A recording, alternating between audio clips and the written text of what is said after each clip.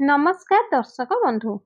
ଆପଣମାନେ ଜାଣିଛନ୍ତି କି ଓସ୍ତ ଗଛରେ ଜଳ ଚଢ଼ାଇବା ଦ୍ୱାରା କ'ଣ ପୁଣ୍ୟ ମିଳିଥାଏ? ତେବେ ଆସନ୍ତୁ ଜାଣିବା। ଗୋଟିଏ ନାଗୁଣୀର ଉଦ୍ଧାର କଥା ଦ୍ୱାରା କ୍ଷୀରସାଗରରେ ଭଗବାନ ଶ୍ରୀହରି ବିଷ୍ଣୁ ବିରାଜମାନ ଥିଲେ। ମାତା ଲକ୍ଷ୍ମୀ ଭଗବାନ ଶ୍ରୀହରି ବିଷ୍ଣୁଙ୍କର ପାଦ ଦବାଉଥିଲେ। ଠିକ୍ ଏହି ସମୟରେ ଆକାଶ ମାର୍ଗରୁ ଦେବର୍ଷି ନାରଦ ପହଞ୍ଚିଲେ। ନାରଦଙ୍କର ହାତରେ ଗୋଟିଏ ଦିବ୍ୟ ବୀଣାଟିଏ ଥିଲା ଏବଂ ମୁହଁରେ ଗୋଟିଏ ଚିନ୍ତାର ରେଖା ଥିଲା। ଭଗବାନ ବିଷ୍ଣୁ ନାରଦଙ୍କୁ ଦେଖି କହିଲେ, ତୁମକୁ ଦେଖିଲେ ଲାଗୁଛି ତୁମେ କୌଣସି ଏକ କାରଣ ପାଇଁ ବହୁତ ଚିନ୍ତିତ ଅଛ। କ'ଣ ହେଇଛି? ମୋତେ ଖୋଲିକି କୁହ। ଏହା ଶୁଣି ନାରଦ ଭଗବାନ ବିଷ୍ଣୁଙ୍କୁ ପ୍ରଣାମ କରି କହିଲେ, ହେ ପ୍ରଭୁ, ମୁଁ ଏବେ ପୃଥିବୀ ମାର୍ଗରୁ ବୁଲିକି ଆସିଲି। ପୃଥିବୀରେ ଭ୍ରମଣ କରିବା ସମୟରେ ମୁଁ ଗୋଟିଏ ବିଚିତ୍ର ଦୃଶ୍ୟଟିଏ ଦେଖିଲି। ସେଠାରେ କିଛି ଲୋକ ଓସ୍ତ ବୃକ୍ଷକୁ କାଟୁଛନ୍ତି, ଯେମିତିକି ଜ୍ଞାନ ତାଙ୍କୁ ଜଣା ହିଁ ନାହିଁ। ଏବଂ ଅନ୍ୟ ଏକ ସ୍ଥାନରେ ଦେଖିଲି କିଛି ଋଷି ସାଧୁ ସନ୍ଥ ଓସ୍ତ ବୃକ୍ଷକୁ ପୂଜା କରୁଛନ୍ତି, ଓସ୍ତ ବୃକ୍ଷରେ ପରିକ୍ରମଣ କରୁଛନ୍ତି, ଜଳ ଅର୍ପଣ କରୁଛନ୍ତି, ମନ୍ତ୍ର ଉଚ୍ଚାରଣ ମଧ୍ୟ କରୁଛନ୍ତି। ଏହା ସହ ଭଗବାନ ବିଷ୍ଣୁଙ୍କର ସ୍ତୁତି ପାଠ କରୁଛନ୍ତି। ଏହା ଦେଖି ମୋ ମନରେ ପ୍ରଶ୍ନ ଆସିଲା, ଓସ୍ତ ଗଛର କ'ଣ ରହସ୍ୟ ଅଛି? କ'ଣ ପାଇଁ ଓସ୍ତ ଗଛ ଏତେ ପବିତ୍ର? କ'ଣ ପାଇଁ ଲୋକେ ସେହି ବୃକ୍ଷକୁ ପୂଜା କରୁଛନ୍ତି?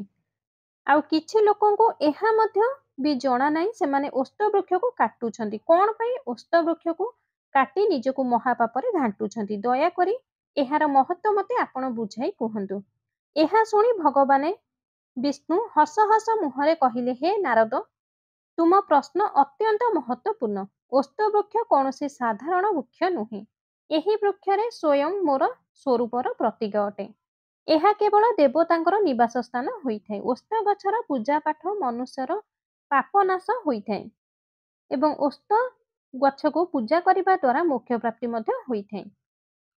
ମୁଁ ତୁମକୁ ଓସ୍ତ ଗଛର ମହତ୍ତ୍ୱ ଗୋଟିଏ କଥା କହିବି, ଯାହା ଦ୍ୱାରା ତୁମେ ଜଣା ପଡ଼ିବ ଯେ କ'ଣ ପାଇଁ ଓସ୍ତ ବୃକ୍ଷ ଏତେ ପବିତ୍ର ଅଟେ, କ'ଣ ପାଇଁ ଏହି ଗଛର ପୂଜା କରିବା ଉଚିତ। ହେ ନାରଦ, ଏହି କାହାଣୀ ବହୁତ ପୁଣ୍ୟ ଏବଂ ପବିତ୍ର କାହାଣୀଟିଏ।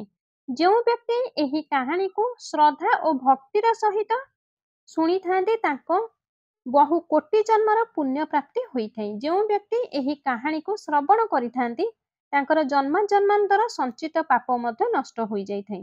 ଯେଉଁ ବ୍ୟକ୍ତି ତାଙ୍କ ଅଜାଣତରେ ଯେତେ ବଡ଼ ପାପ ବି କରିଥାନ୍ତୁ ନା କାହିଁକି, ଏହି କାହାଣୀ ଶୁଣିବା ଦ୍ୱାରା ସେହି ପାପରୁ ମୁକ୍ତି ମିଳିଥାଏ। ଏହି କଥାକୁ ଶୁଣିବା ବ୍ୟକ୍ତିଙ୍କର ତାଙ୍କ ପିତୃଠାରୁ ଆଶୀର୍ବାଦ ମିଳିଥାଏ। ପୂର୍ବଜ ସନ୍ତୁଷ୍ଟ ହୋଇଥାନ୍ତି ଏବଂ ସୁଖ ସମୃଦ୍ଧିର ଆଶୀର୍ବାଦ ଦେଇଥାନ୍ତି। ଏହି କାହାଣୀକୁ ଶୁଣିବା ବ୍ୟକ୍ତିଙ୍କର ଘରେ ଦୁର୍ଭାଗ୍ୟ, ଦରିଦ୍ରତା ଏବଂ ବହୁତ ଦୁଃଖ କଷ୍ଟ ସବୁ ଦୂର ହୋଇଥାଏ। ତାଙ୍କ ପରିବାରରେ ସୁଖ ସମୃଦ୍ଧି ଆଉ ଲକ୍ଷ୍ମୀଙ୍କର ବାସ ହୋଇଥାଏ। ତାଙ୍କ ଜୀବନ ସବୁବେଳେ ମଙ୍ଗଳମୟ ରହିବ। ଯଦି କୌଣସି ସ୍ତ୍ରୀ ପୁରୁଷକୁ ସନ୍ତାନ ପ୍ରାପ୍ତି ସୁଖରେ ବାଧା କରୁଥାନ୍ତି, ତ ସେହି ନାରୀ ଏହି କଥାକୁ ଶୁଣି ଓସ୍ତ ଗଛକୁ ପୂଜା କରନ୍ତି, ତାଙ୍କୁ ସନ୍ତାନ ସୁଖର ପ୍ରାପ୍ତି ଅବଶ୍ୟ ମିଳିଥାଏ। ଏହା ଶୁଣି ନାରଦ ଅତି ଆଦରର ସହ କହିଲେ, ପ୍ରଭୁ, ଧ୍ୟାନ ଦେଇ ମୁଁ ଶୁଣୁଛି, ଆପଣ ଏହି କାହାଣୀଟିକୁ ଆରମ୍ଭ କରନ୍ତୁ। ତ ଭଗବାନ ଶ୍ରୀହରି ବିଷ୍ଣୁ କହିଲେ, ହେ ନାରଦ, ଜଣେ ଅତ୍ୟନ୍ତ ଗରିବ ବ୍ୟକ୍ତି ଥିଲେ, ଯାହାଙ୍କ ନାମ ନକୁଳ ଦାସ ଥିଲା। ନକୁଳ ଦାସ ବହୁତ ପରିଶ୍ରମୀ ସଚ୍ଚା ବ୍ୟକ୍ତି ଥିଲେ, କିନ୍ତୁ ତାଙ୍କ ଜୀବନ ଅତ୍ୟନ୍ତ କଠିନ ଥିଲା। ସେ ଜଙ୍ଗଲରୁ କାଠ କାଟି କାଟି ବିକିକିରି ଯାହା ପଇସା ମିଳୁଥିଲା, ସେଥିରେ ସେ ତାଙ୍କ ପରିବାରର ରକ୍ଷଣ ପୋଷଣ କରୁଥିଲେ। ବୃଦ୍ଧ ପିତାମାତା, ଦୁଇଟି ଛୋଟ ପିଲା ଏବଂ ସ୍ତ୍ରୀଙ୍କ ସହିତ ସେ ରହୁଥିଲେ। ନକୁଳ ଦାସ ରାତିଦିନ ପରିଶ୍ରମ କରୁଥିଲେ, କିନ୍ତୁ ନିଜ ପରିବାର ପାଇଁ ଖାଦ୍ୟ ଯୋଗାଣ କରିବା ବହୁତ କଷ୍ଟ ହୋଇପଡୁଥିଲା। ନକୁଳ ଦାସ ଘରେ କୌଣସି ବି ଧାର୍ମିକ କାର୍ଯ୍ୟ ହେଉନଥିଲା କି ପ୍ରତିଦିନ ଦେବାଦେବୀଙ୍କର ପୂଜାର୍ଚ୍ଚନା ବି କରୁନଥିଲେ। ନକୁଳ ଦାସ ଶାସ୍ତ୍ର ଏବଂ ଧାର୍ମିକ ଜ୍ଞାନ ବିଷୟରେ କିଛି ବି ଜ୍ଞାନ ନଥିଲା। ଦିନେ ନକୁଳ ଦାସ ହାତରେ କୁରାଢ଼ୀ ଧରି ଜଙ୍ଗଲକୁ ବାହାରି ପଡ଼ିଲେ। ପ୍ରତ୍ୟେକ କୋଣ କୋଣରେ ବୁଲି ଆସିଲେ, କେଉଁଠି ବି କିଛି କାଠ ମିଳିଲାନି କି କୌଣସି ଶୁଖିଲା ଗଛ ମଧ୍ୟ ଦିଶିଲା ନାହିଁ। ସୂର୍ଯ୍ୟ ଅସ୍ତ ହେବାକୁ ବି ଲାଗିଲାଣି। ନକୁଳ ଦାସଙ୍କୁ ଚିନ୍ତା ଘାରିଲାଣି କି ଯଦି ଆଜି ମୁଁ କିଛି କାଠ ନ ନେଇକି ଯିବି, ତେବେ ମୋ ଘରେ ଆଜି ଚୁଲି ଜଳିବ ନାହିଁ। ଏମିତି ଭାବି ଭାବି ଆଗକୁ ଜଙ୍ଗଲ ଭିତର ଆଡ଼କୁ ଚାଲିବାକୁ ଲାଗିଲେ। ଧୀରେ ଧୀରେ ଯାଇ ଜଙ୍ଗଲ ଭିତରେ ବହୁତ ଭୟଙ୍କର ଦେଖିବାକୁ ଲାଗିଲା। କିଛି କିଛି ସାପ ଏବଂ ବନ୍ୟଜନ୍ତୁ ଦେଖିବାକୁ ମଧ୍ୟ ମିଳିଲା। କିନ୍ତୁ ନକୁଳ ଦାସକୁ କାଠ ଚିନ୍ତା ଘାରିଥାଏ।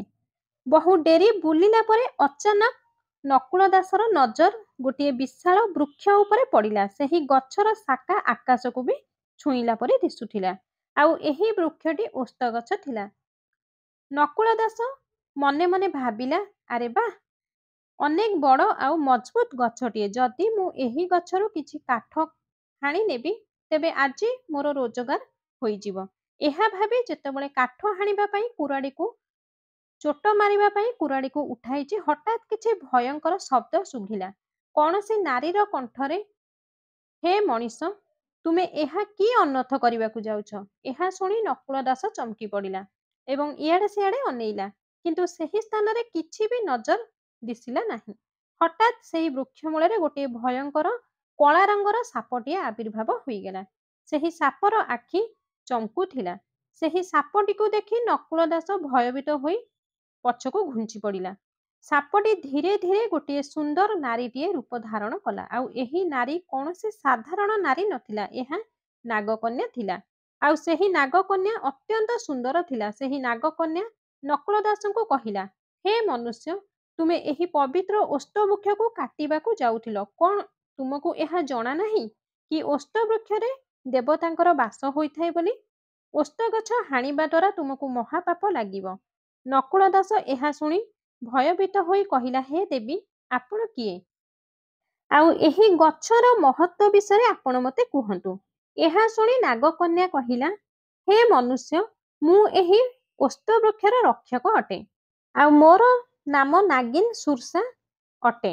ମୋର ଏହି ବୃକ୍ଷ ବହୁତ ପ୍ରିୟ, କାହିଁକି ନା ଏହି ବୃକ୍ଷରେ ମୋର ବାସ ଅଟେ ଏବଂ ଏହି ବୃକ୍ଷ ଅତ୍ୟନ୍ତ ପବିତ୍ର। ଆଉ ଏହି ବୃକ୍ଷରେ ମୋର ସମ୍ପର୍କଟା ଏଇ ଜନ୍ମର ନୁହେଁ, ଏହା ବହୁ ବର୍ଷ ପୁରାଣର କଥା।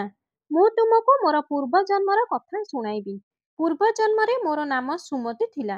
ମୁଁ ଗୋଟିଏ ପବିତ୍ର ବୈଷ୍ଣବ ପରିବାରରେ ଜନ୍ମଗ୍ରହଣ କରିଥିଲି। ମୋ ପିତା ଜଣେ ଧନବାନ ବ୍ୟାପାରୀ ଥିଲେ। ଆଉ ମୋ ବାହାଘର ବହୁତ ଧୁମଧାମରେ କରିଥିଲେ। ମୋ ବିଭାଘର ଜଣେ ପୁଣ୍ୟାତ୍ମା ଏବଂ ଜ୍ଞାନୀ ବୈଷ୍ଣବ ପୁତ୍ରଙ୍କ ସହିତ ହୋଇଥିଲା, ଯାହାଙ୍କ ନାମ ଧର୍ମପାଳ ଥିଲା।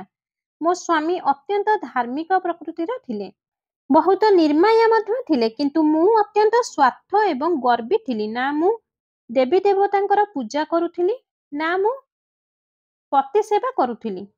ମୋ ମନ ସବୁବେଳେ ଶାରୀରିକ ସୁଖ ଏବଂ ଧନ ସମ୍ପତ୍ତିରେ ମନ ରହୁଥିଲା। କିନ୍ତୁ ମୋ ସ୍ୱାମୀ ମୋତେ ସବୁବେଳେ ବୁଝାଉଥିଲେ କି ଆମ ଜୀବନରେ ସବୁବେଳେ ପୁଣ୍ୟ କାମ କରିବା ଦରକାର, ଦେବାଦେବୀଙ୍କର ପୂଜା ପାଠ କରିବା ଉଚିତ। କିନ୍ତୁ ମୁଁ ତାଙ୍କ କଥାକୁ ସବୁବେଳେ ଗୁରୁତ୍ୱ ଦେଉନଥିଲି। ଆମ ଗାଁ ପାଖରେ ଜଣେ ମୁନିଙ୍କର ଆଶ୍ରମ ଥିଲା। ଆଉ ସେହି ଆଶ୍ରମରେ ବହୁତ ଶାନ୍ତ ଓ ପବିତ୍ର ଆଶ୍ରମର ବାତାବରଣରେ ଅଲୌକିକ ଶକ୍ତି ଥିଲା। ମୁନି ତାଙ୍କ ଆଶ୍ରମର ଅଗଣାରେ ଗୋଟିଏ ଛୋଟିଆ ଓସ୍ତ ଗଛଟିଏ ଲଗାଇଥିଲେ। ଗାଁଟି ଯାକର ଲୋକ ନିୟମିତ ଭାବରେ ପ୍ରତିଦିନ ପୂଜା କରିବା ପାଇଁ ସେହି ଆଶ୍ରମକୁ ଯାଆନ୍ତି। ସେହି ଓସ୍ତ ଗଛରେ ଚାରିମୁଖୀ ଦୀପ ଜାଳୁଥିଲେ, ଜଳ ଚଢ଼ାଉଥିଲେ ଏବଂ ସେହି ବୃକ୍ଷର ପରିକ୍ରମା ମଧ୍ୟ କରୁଥିଲେ। ତାଙ୍କ ବିଶ୍ୱାସ ଥିଲା କି ଏହି ବୃକ୍ଷରେ ଭଗବାନ ବିଷ୍ଣୁଙ୍କର ବାସ ହୋଇଥାଏ ଏବଂ ଓସ୍ତ ବୃକ୍ଷକୁ ପୂଜା କରିବା ଦ୍ୱାରା ତାଙ୍କ ପିତୃ ପ୍ରସନ୍ନ ଥାଆନ୍ତି। ବହୁତ ଜଲ୍ଦି ସେହି ଓସ୍ତ ବୃକ୍ଷଟି ଛୋଟରୁ ବଡ଼ ବିଶାଳ ଗଛଟିଏ ହୋଇଗଲା। ଦିନେ ମୁଁ ସେହି ଆଶ୍ରମ ପରେ ପାଖରେ ବୁଲୁଥିଲି। ମୁଁ ଦେଖିଲି ଗୋଟିଏ ବ୍ରାହ୍ମଣ ଅତି ଶ୍ରଦ୍ଧାର ସହ ସେହି ଓସ୍ତ ଗଛକୁ ପୂଜା କରୁଥିଲେ, ଜଳ ଚଢ଼ାଉଥିଲେ ଏବଂ ମନ୍ତ୍ର ଉଚ୍ଚାରଣ ମଧ୍ୟ କରୁଥିଲେ। ଏହି ଦୃଶ୍ୟ ଦେଖି ମୁଁ ହସିବାକୁ ଲାଗିଲି ଏବଂ ବଡ଼ ଆଶ୍ଚର୍ଯ୍ୟରେ ବଡ଼ ପାଟିରେ କହିଲି, ଆରେ ବ୍ରାହ୍ମଣ, ତୁମେ ମୂର୍ଖଙ୍କ ପରିକା ଏହି ଗଛକୁ କ'ଣ ପାଇଁ ପୂଜା କରୁଛ? ଇଏ ତ ଗୋଟିଏ ଗଛଟିଏ, ନା ଫଳ ଦେଉଛି ନା ଫୁଲ ଦେଉଛି, ସେ ନା କୋଉ କାମରେ ଆସୁଛି। ତୁମର ଏ ପୂଜା ପାଠର କୌଣସି ବି ମୂଲ୍ୟ ନାହିଁ। ମୋ କଥା ଶୁଣି ସେହି ବ୍ରାହ୍ମଣ ଶାନ୍ତର ସହ ମୋ ଆଡ଼କୁ ଦେଖିଲେ ଆଉ କହିଲେ, ତୁମ ଅଜ୍ଞାନ ହିଁ ଏମିତି ବ୍ୟବହାରର କାରଣ ଅଟେ। କ'ଣ ତୁମକୁ ଜଣା ନାହିଁ ଏହା ଓସ୍ତ ବୃକ୍ଷ? ଏ କୌଣସି ସାଧାରଣ ବୃକ୍ଷ ନୁହେଁ। ଏହି ବୃକ୍ଷରେ ସ୍ୱୟଂ ଶ୍ରୀହରି ବିଷ୍ଣୁଙ୍କ ବାସ ହୋଇଥାଏ। ଏହି ବୃକ୍ଷ ଜୀବିତ ଅଟେ ଆଉ ଏହି ବୃକ୍ଷ ଅତ୍ୟନ୍ତ ପବିତ୍ର ଅଟେ। ଏହି ବୃକ୍ଷକୁ ପୂଜା କରିଲେ ଭଗବାନ ବିଷ୍ଣୁ ପ୍ରସନ୍ନ ହୋଇଥାନ୍ତି। ଏହି ବୃକ୍ଷରେ ଜଳ ଚଢ଼ାଇଲେ ପିତୃଙ୍କର ଆଶୀର୍ବାଦ ମିଳିଥାଏ। ଅନେକ ଜନ୍ମ ଜନ୍ମର ପାପ ଏହି ବୃକ୍ଷକୁ ପୂଜା କରିବା ଦ୍ୱାରା ପାପ ନଷ୍ଟ ହୋଇଥାଏ। ଏହି ବୃକ୍ଷ ମାନବ ଜୀବନ ପାଇଁ ବରଦାନ ସ୍ୱରୂପ ହୋଇଥାଏ। ବ୍ରାହ୍ମଣର ଏହି କଥା ମୋ ଅହଙ୍କାରକୁ ଆହୁରି ବଢ଼େଇ ଦେଲା ଏବଂ ମୁଁ କଟୁବାଣୀରେ ସେହି ବୃକ୍ଷକୁ ଉପହାସ କରିଦେଲି ଏବଂ ସେହି ବୃକ୍ଷ ପାଖକୁ ଯାଇ କ୍ରୋଧିତ ହୋଇ କହିଲି, ଦେଖିବ ଏହି ଗଛ କେତେ ମହାନ। ଏହା କହି ମୁଁ ସେହି ବୃକ୍ଷକୁ ମୋ ଗୋଡ଼ରେ ଗୋଇଠା ମାରିଲି। ହଠାତ୍ ମୋ ଶରୀରରେ ନିଆଁ ଲାଗିଗଲା। ଧୀରେ ଧୀରେ ମୋ ଶରୀର କଳା ପଡ଼ିବାକୁ ଲାଗିଲା। ହଠାତ୍ ଧୀରେ ଧୀରେ ମୁଁ ଗୋଟିଏ ଭୟାନକ ନାଗୁଣୀରେ ପରିବର୍ତ୍ତିତ ହୋଇଗଲି। ନାଗୁଣୀର ରୂପ ଧାରଣ କଲି। ମୁଁ ସେହି ଜାଗାରେ ଚିଲ୍ଲାଇବାକୁ ଲାଗିଲି। ମୋ ଚିତ୍କାର ଶୁଣି ଆଶ୍ରମର ମୁନି ସେଠାକୁ ଆସିଗଲେ। ମୁଁ ସେହି ମୁନିଙ୍କ ଚରଣରେ ପଡ଼ିଗଲି ଏବଂ ମୁଁ ବିନତି କଲି, ହେ ମୁନି, ମୋତେ ଏହି ସର୍ପରୁ ମୁକ୍ତି ଦିଅନ୍ତୁ। ଏହା ଶୁଣି ମୁନି କହିଲେ, ହେ ନାରୀ, ତୁମେ ଘୋର ପାପ କରିଛ। ଓସ୍ତ ବୃକ୍ଷକୁ ଅପବିତ୍ର କହିଲ, ଓସ୍ତ ଗଛର ଅପମାନ କଲ। ତୁମେ ଏମିତି କରି ଭଗବାନ ବିଷ୍ଣୁଙ୍କୁ ଅପମାନ କଲ। ତୁମକୁ ତୁମ କର୍ମର ଦଣ୍ଡ ମିଳିଛି। ଏହା ଶୁଣି ମୁଁ କାନ୍ଦିକି ମୁନିଙ୍କୁ ପ୍ରାର୍ଥନା କଲି, ହେ ଋଷିବର, ଆପଣ ମୋତେ କ୍ଷମା କରନ୍ତୁ ଆଉ ଏହି ପାପରୁ ମୁକ୍ତି କରିବା ପାଇଁ କୌଣସି ବି ଉପାୟ ମୋତେ ଆପଣ କୁହନ୍ତୁ। ମୁଁ ମୋ ପାପ ପାଇଁ ପଶ୍ଚାତାପ କରୁଛି। ଏହା ଶୁଣି ମୁନି କହିଲେ, ହେ ପାପିନୀ, ତୁମେ ଏହି ସର୍ପରୁ ମୁକ୍ତି ପାଇବା ପାଇଁ 100 ବର୍ଷ ପର୍ଯ୍ୟନ୍ତ ଏହି ଓସ୍ତ ବୃକ୍ଷର ନିବାସ କରିବାକୁ ପଡ଼ିବ ଏବଂ ଏହି ବୃକ୍ଷକୁ ରକ୍ଷା କରିବାକୁ ପଡ଼ିବ।